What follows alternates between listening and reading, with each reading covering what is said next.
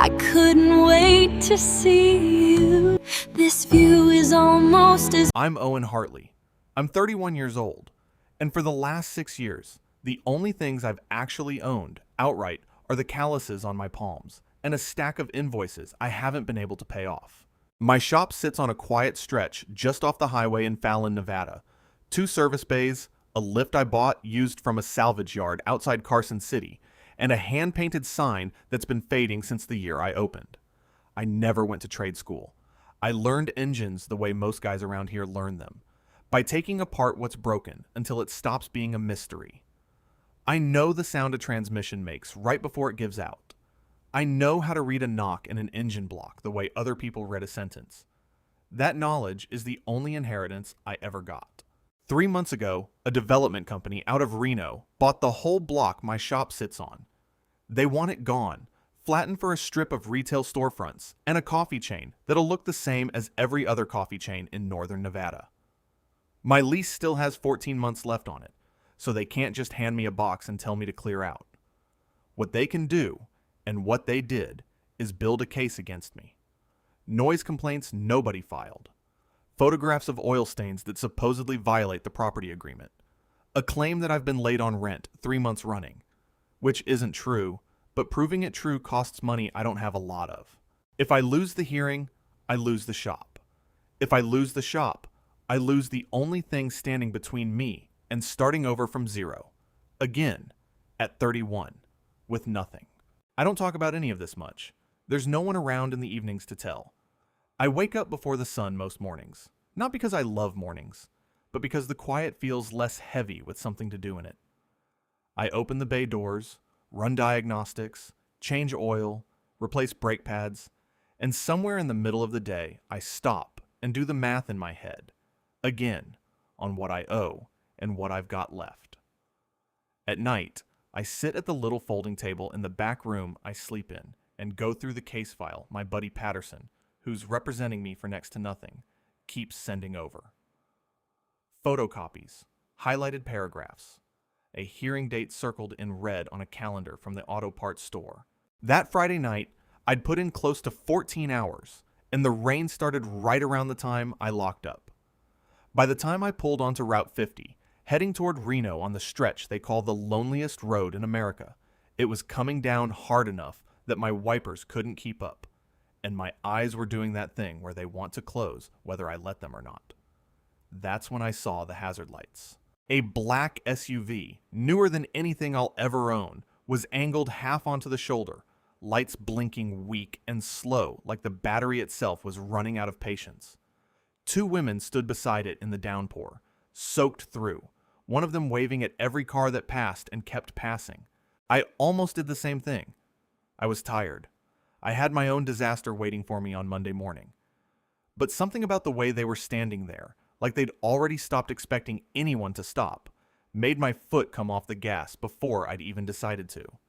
I pulled in behind them, left my engine running, and stepped out into the rain.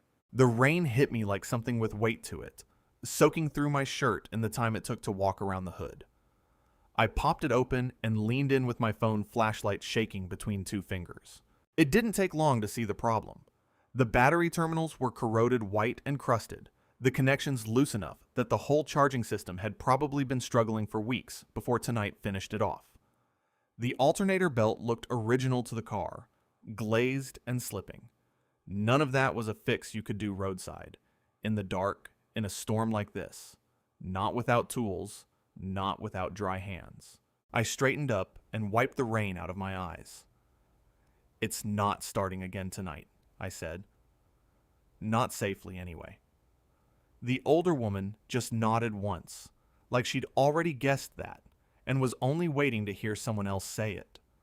The younger one, hugging her own arms, looked at the dead SUV like it had betrayed her personally. "There's a motel about 10 minutes back the way I came," I said. "I can run you there. You can call for a tow in the morning when it's light." The younger one studied me for a second, rain dripping off the ends of her hair. "You'd do that? You don't know us." "I'm not going to leave you standing on the side of the road," I said. It wasn't generosity. It was just the only option that let me sleep that night.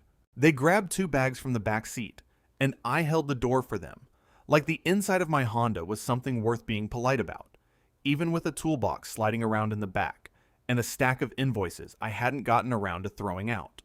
"I'm Bella," the younger one said once we were moving, twisting around from the front seat to look at me properly for the first time. "This is my mom." "Owen," I said. Her mother only gave a small nod from the back seat. She hadn't said more than a few words since I'd pulled over, and even now she just watched the road. Watched me, in that quiet way some people have where you can tell they're taking in more than they're letting on. "What were you even doing out here this late?" Bella asked. "Coming home from work." "What do you do?" "I run a repair shop. Small place just outside Fallon." She tilted her head. "You knew exactly what was wrong with our car in like 2 minutes.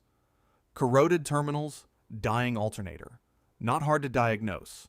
Hard to fix on the shoulder of Route 50 in a thunderstorm." She almost laughed at that. A tired huff of air more than a real sound. We drove for a while without talking. Just the wipers fighting a losing argument with the rain and the tires hissing over wet asphalt. Then she asked, quieter this time, "Long day?" I don't know why I told her the truth.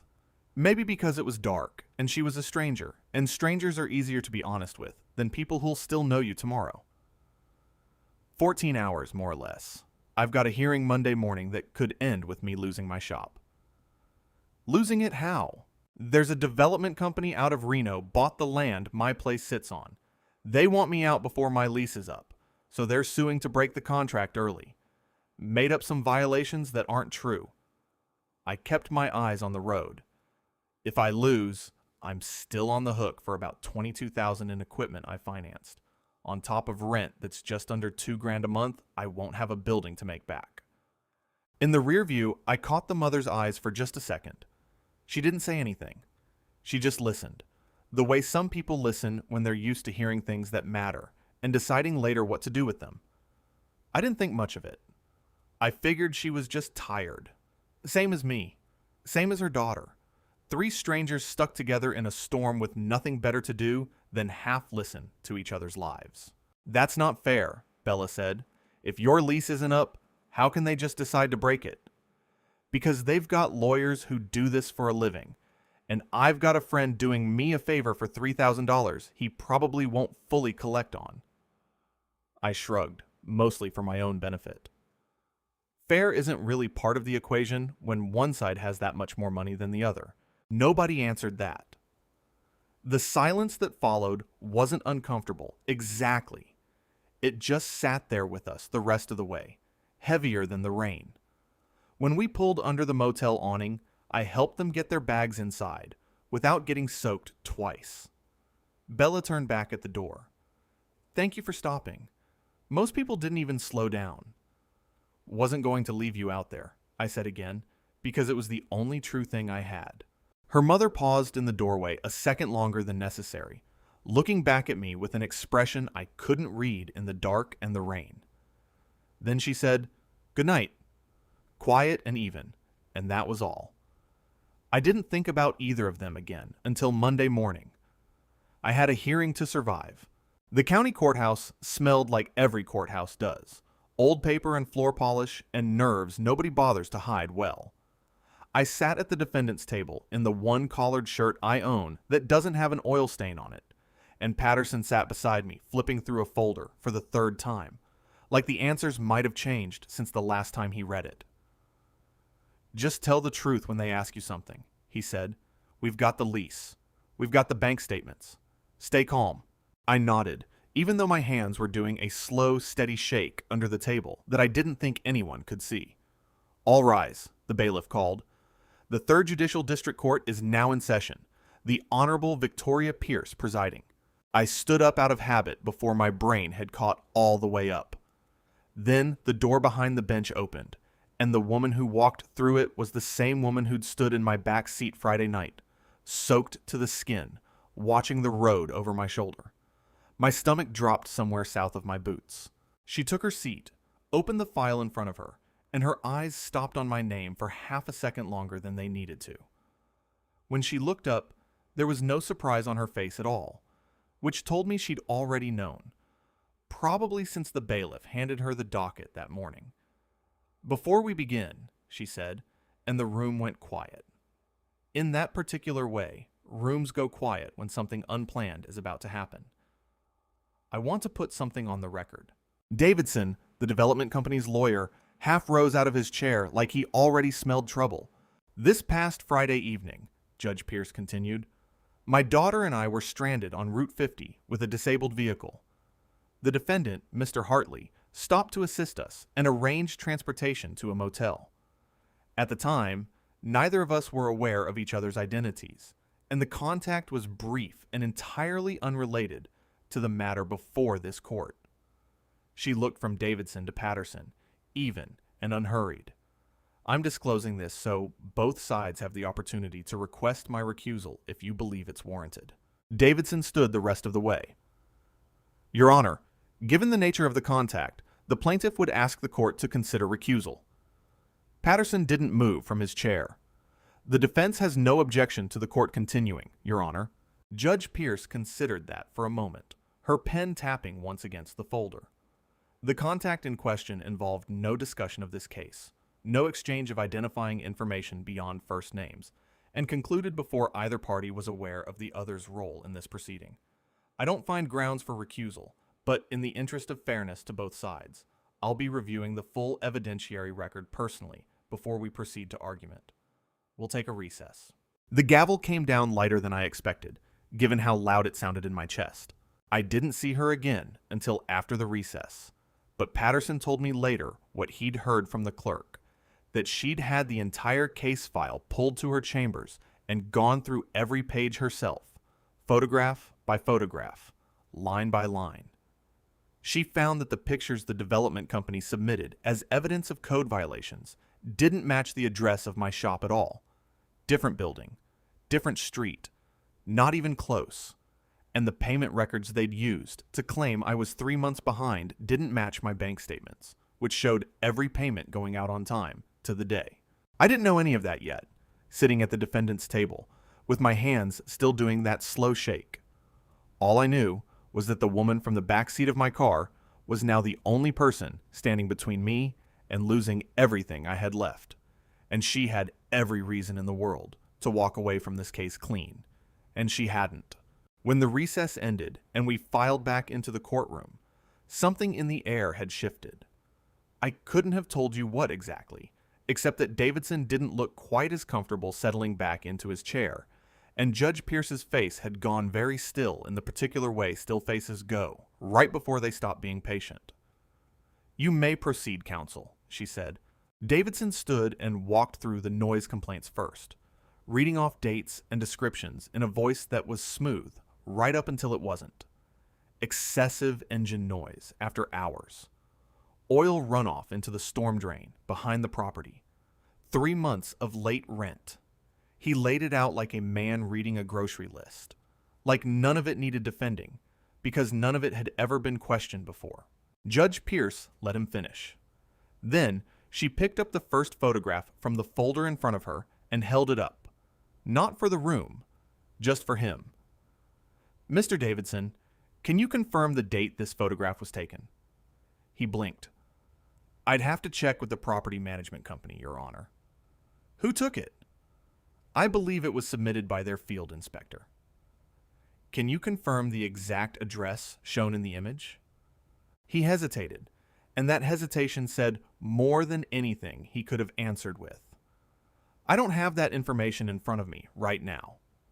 "I do," she said, and set the photo down. "This building has a loading dock on the east side. Mr. Hartley's shop, according to the lease attached to your own filing, does not. This photograph isn't of his property." The room didn't make a sound, but I felt it anyway. The way you feel a change in pressure before a storm breaks. Davidson opened his mouth, and nothing useful came out of it. She moved to the next folder without waiting on him. The rent records. She read the dates of 3 wire transfers from my account. The kind of dates that don't lie, because banks don't round numbers in anyone's favor, and asked why the property management company's ledger showed those same months as unpaid. There may have been a clerical error, Davidson said. A clerical error that became the basis for a lawsuit, she said. It wasn't a question. She let it sit there a second before she kept going. I had my clerk pull the case history for your client over the past 2 years. This isn't the first time a small tenant has been brought to court on similar grounds shortly after a change in ownership of their property. 5 other businesses. 3 vacated before trial. 1 filed for bankruptcy. I felt my jaw tighten without deciding to tighten it. 5. I'd thought it was just me. Just bad luck.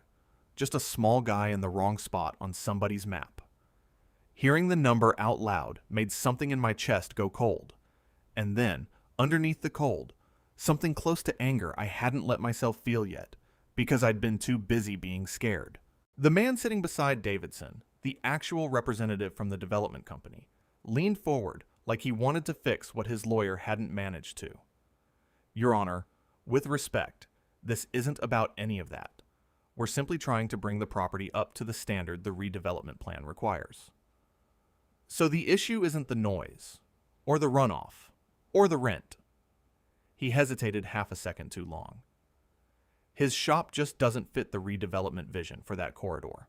You could have heard a wrench drop 2 counties over. Davidson's hand came up like he wanted to physically pull the sentence back out of the air, but it was already out, already on the record, already exactly the thing Judge Pierce had been waiting an hour for someone on his side to say without meaning to. She wrote something down. She didn't even look up to do it. Thank you for clarifying that, she said, and there was nothing warm in it at all. I sat there with my hands flat on the table, willing them not to shake, and thought about how strange it was that the worst thing the other side could do to themselves was simply tell the truth out loud in the wrong room. While all that was happening to me, something smaller, something I didn't find out about until that evening, was happening to Bella 2 miles away. She'd stopped into a coffee place on Main Street to wait out the hearing, and she told me later she hadn't meant to listen to anything. She'd just been sitting near the window with a paper cup going cold in her hands when she caught my name from the table behind her. 2 women, regulars by the sound of it, talking the way people talk when they think no one's paying attention. One of them said something about the mechanic who'd gotten lucky, landing himself in front of the one judge in the county who apparently owed him a favor. The other laughed and said it was a hell of a coincidence, wasn't it? The new judge's car breaking down right in front of his shop like that. Like he'd planned it. Bella told me she'd gone very still. The way you go still, right before you decide you're not going to let something pass. He didn't even know who my mother was, she said, loud enough that both women turned around. He stopped because we were standing in the rain and nobody else would. That's it. That's the whole story. The women didn't have much to say back to that. Bella said she didn't wait around for them to find something. She just picked up her coffee and walked out. And she told me about it that night with her arms crossed and her chin up, like she was still daring someone to argue with her. I didn't know yet, sitting in that courtroom with Davidson fumbling through his own collapsing case, that the woman who'd been a stranger in my back seat 3 days earlier had already decided, somewhere along the way, that I was worth standing up for when I wasn't even in the room to hear it. What I did know was that the floor under the other side's case had just opened up, and for the first time since the lawsuit landed on my desk, I let myself believe I might actually walk out of that building still owning something. Judge Pierce closed the folder in front of her, lined the edges up square with the table, and looked at Davidson the way you look at something you've already finished deciding about. Counsel, your client has had 4 years and 5 prior cases to develop a consistent record of evidence against tenants it wanted off its properties. I'd like an explanation for why, in 5 separate instances, that evidence has not held up to basic scrutiny. Davidson stood there with his hands flat on the table, and for the first time since the hearing started, he didn't reach for an answer. He just said, Your Honor, I'd need to consult further with my client before responding to that. You've had since 9 o'clock this morning. Nothing. The silence went on long enough that I heard the air conditioning cycle on somewhere above us, that flat hum filling a space that should have had words in it. The court finds insufficient evidence to support the plaintiff's claims of lease violation, she said, and her voice didn't rise at all. Didn't need to. The request to terminate the lease early is denied. The defendant will retain full occupancy under the existing terms of the agreement. She turned a page. The plaintiff is ordered to reimburse the defendant's legal costs in the amount of $3,000, and this matter, along with the 4 prior cases identified in this hearing, will be referred to the State Attorney General's office for review of potential abuse of process and submission of falsified evidence. The gavel came down once, quiet, almost gentle, like she didn't need volume to make something final. I didn't move for a second. Patterson's hand landed on my shoulder before I'd even processed the sentence all the way, and he was already smiling. The kind of smile a tired man gives when something finally goes right after a long stretch of nothing going right at all. "You kept it," he said.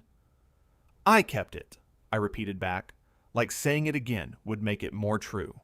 Outside on the courthouse steps, the sky had cleared from the weekend storm into something pale and ordinary, and I stood there for a minute, just breathing air that didn't smell like old paper and nerves. My phone buzzed. A text from a number I didn't recognize yet, though I'd learn the rhythm of it soon enough. "Bella, my mom wants you to come for dinner tonight. Not the judge. Just her. Is that weird?" I typed back that it wasn't weird, even though my hands weren't entirely steady doing it. The house sat up a quiet street with a wide porch and a kitchen that smelled like garlic and something simmering low on the back burner. Judge Pierce, Victoria, she told me to use her name before we'd even sat down, met me at the door in jeans and a plain sweater. Nothing like the black robe. Nothing like the woman who'd taken apart a multi-million-dollar company's case with a few sharp questions that morning. She just looked tired, in an ordinary way, the way anyone looks at the end of a long week. "Thank you for coming," she said, "and not because of the hearing." "I figured," I said. Dinner was simple, pasta a little overdone, a salad nobody had dressed quite right, and no formality to any of it.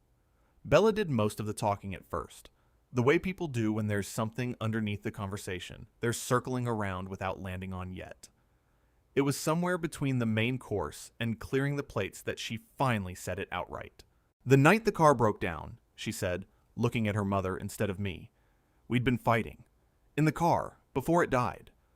I told her she missed my entire senior year because of work. She said I didn't understand what the job required." She paused, turning her glass slowly on the table. Then it just stopped running, right there on the side of the road, like the universe decided we both needed to sit in that argument a little longer. Victoria didn't argue with any of it. She just sat with her hands folded on the table, and something in her face had gone quiet in a way I hadn't seen on the bench that morning. "I've spent 20 years deciding what's fair for other people," she said, mostly to her plate. I didn't think about how rarely I'd been around for my own daughter until I was standing in the rain, and the only person who stopped to help us was someone I'd never have crossed paths with otherwise. "You don't have to make a speech about it," Bella said, but there wasn't any real edge in it, just the particular gentleness people use when they're trying to let someone off the hook without quite saying so. I didn't say much through most of that. It wasn't my place to. I just sat there thinking about how strange the last 4 days had been, how I'd started the week certain I was about to lose everything, and ended it sitting at a stranger's table, while she pulled her own family apart and put it back together a little more honestly, in front of me, like I'd earned the right to watch.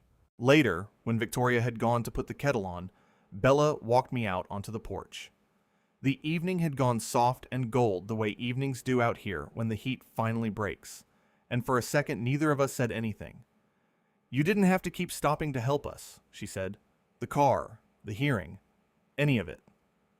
"I wasn't doing it to get anything," I said. "I know." She looked at me a beat longer than the conversation needed. "That's sort of the point." I didn't read more into it than what it was. I wasn't in a place to. I had a shop to keep running, a state grant application I still needed to look into, and a version of myself that had spent 6 years learning not to expect good things to stay. But I drove home that night with the windows down and the desert air coming in cool and dry, and for the first time in longer than I wanted to admit, the quiet in my own house didn't feel like something closing in on me. It just felt like quiet. A year passed the way years do when you're finally too busy to watch them go. The shop looks different now. A state-funded small business program out of Carson City came through with a grant that let me replace the old lift, the one I'd bought secondhand and babied along for 3 years past when it should have been retired, and put in a second diagnostic bay I'd never had room for before. I hired a kid named Marcus, 19, all elbows and questions, the kind of help I couldn't have afforded 12 months earlier when every dollar that came in went straight back out to a debt with my name on it. Some mornings I watch him lean too far into an engine bay the same way I used to, and I don't correct him right away. I let him learn it the way I learned it, by getting close enough to be wrong a few times first. The development company isn't doing so well. Word got around after the hearing, the way word does in a county small enough that everyone's cousin works for somebody. 2 more of their old tenants came forward once the Attorney General's office started asking questions, and now there's a case file somewhere in Reno with 5 names on it instead of 1, mine included, except mine's the only file that ends with the tenant still standing in his own shop. Victoria has dinner with Bella every Tuesday now. She told me once, almost embarrassed by how simple it sounded, that she leaves her phone in the kitchen drawer the whole time. Screen down, ringer off, like it's something she has to physically put somewhere else to keep from reaching for it. Bella says she still catches her checking the clock sometimes, old habits dying slower than the rest. But she shows up. That's the part that changed. We had a small birthday dinner for Bella a few weeks back, just the 3 of us, and a cake that came out a little lopsided because I'd insisted on baking it myself, and clearly should not have. Halfway through, Bella raised her glass, looked right at me across the table, and said, "A year ago tonight, we were standing on the side of Route 50, and nobody stopped." She let that sit a second. Nobody but you. I didn't have anything clever to say back. I just said I was glad I had, and that was true enough to stand on its own. Tonight, after they'd both gone home, I locked up the shop the way I do every night, checked the bay doors twice out of habit, and stood for a minute under the old sign out front. The paint still faded, still mine.